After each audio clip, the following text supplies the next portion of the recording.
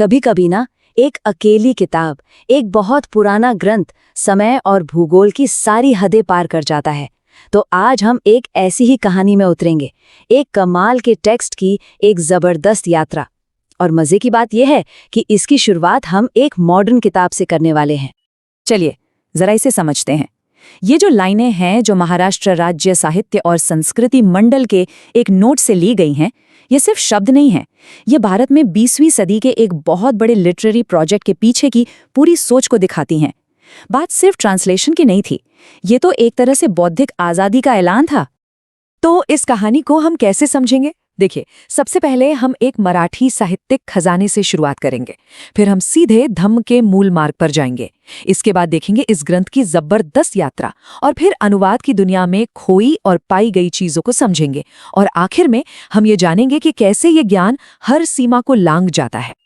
तो चलिए शुरू करते हैं। हमारी कहानी की जड़ में है एक असल चीज, धम्मपद का एक मराठी ट्रांसलेशन जो 1975 में पब्लिश हुआ था। ये सिर्फ एक किताब नहीं है, ये हमारी कहानी का स्टेज सेट करने वाला एक बहुत बड़ा कल्चरल अचीवमेंट है।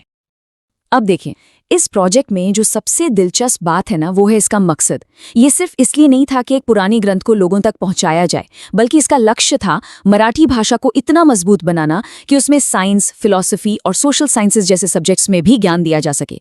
ये एक भाषा को इंटेलेक्चुअली आत्मनिर्भर बनाने का एक बड़ा बोल्ड एम्बिशियस प्लान था।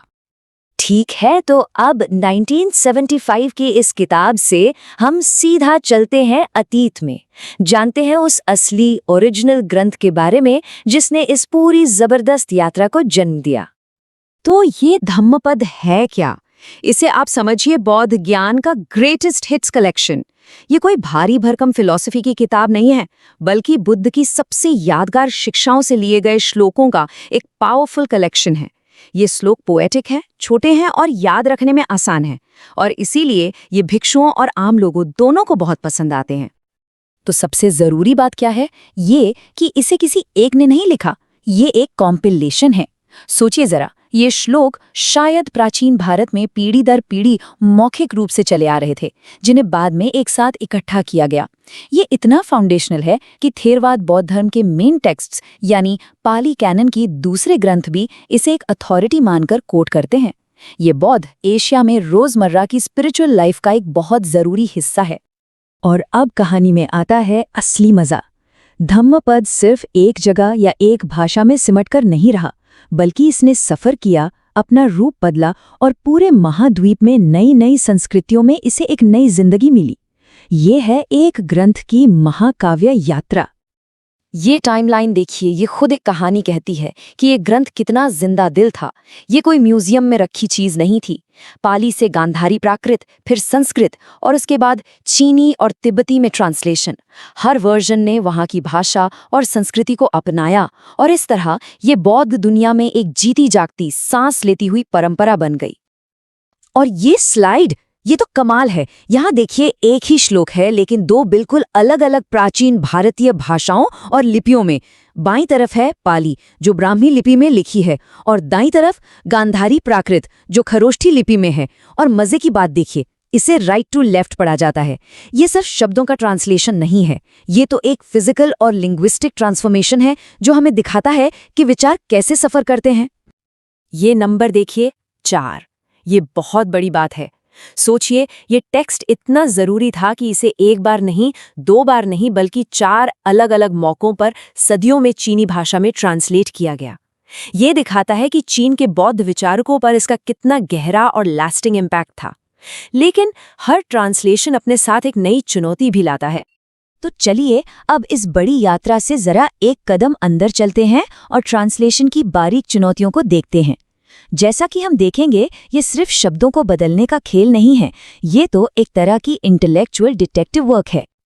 चलिए एक लिंग्विस्टिक पजल देखते हैं जिसका सामना मराठी एडिटर प्रोफेसर बापट को करना पड़ा था। शब्द है नेखम्म। ये एक ऐसा शब्द है जिसके कई पॉसिबल मीनिंग्स हैं, और ट्रांसलेटर जो भी मतलब चुनता है उससे श्लोक का पूरा मीनिंग ही बदल जाता है। अब इस स्लाइड पर देखिए कि मामला कितना पेचीदा है। नेक्खम का मतलब नैष्काम्य भी हो सकता है, यानी इच्छाओं से आज़ादी, या फिर नैष्कर्म्य यानी घर बार छोड़कर साधु बन जाना, या फिर नैष्कर्म्य मतलब कर्मों से ही मुक्ति। ट्रांसलेटर को इनमें से एक चुनना होता है और हर चॉइस का एक अलग फिलोसॉफिकल वजन है। ये एक बहुत बड़ा फैसला है। तो सवाल ये उठता है कि सही मतलब कौन सा है? कोई कैसे तय करेगा? एक ट्रांसलेटर जो लगभग 2000 साल बाद काम कर रहा है, वो ये कैसे जानेगा कि ओरिजिनल राइटर्स का असल में क्या मतलब था? और यहीं पर वो जासूसी काम आती है। प्रोफेसर बापट ने एक बहुत जरूरी सुराग ढूंढा, सबसे पुराना चीनी ट्रांसलेशन जो 224 सीई का था, और उस ट्रांसलेशन में इस शब्द का मतलब इच्छाहीनता ही दिया गया था। इस पुराने सबूत ने उन्हें यकीन दिलाया कि नैष्काम्य ही सबसे सही इंटरप्रिटेशन था। ये दिखाता है कि कैसे पुराने टेक्स्ट को क्रॉस रेफरेंस करने से ट्रांसलेटर्स को ओरिजिनल मीनिंग तक पहुंचने में मदद मिलती है। तो अब आते हैं सबसे बड़े सवाल पर, क्यों? आखिर इस ग्रंथ में ऐसा क्या खास है कि ये इतनी दूर तक फैला, इतने लंबे समय तक जिंदा रहा? इसका सबसे जबरदस्त सबूत इस स्लाइड में है। बाईं तरफ है धम्मपद का एक श्लोक और दाईं तरफ हिंदू महाकाव्य महाभारत का एक श्लोक। ये तो लगभग एक जैसे हैं।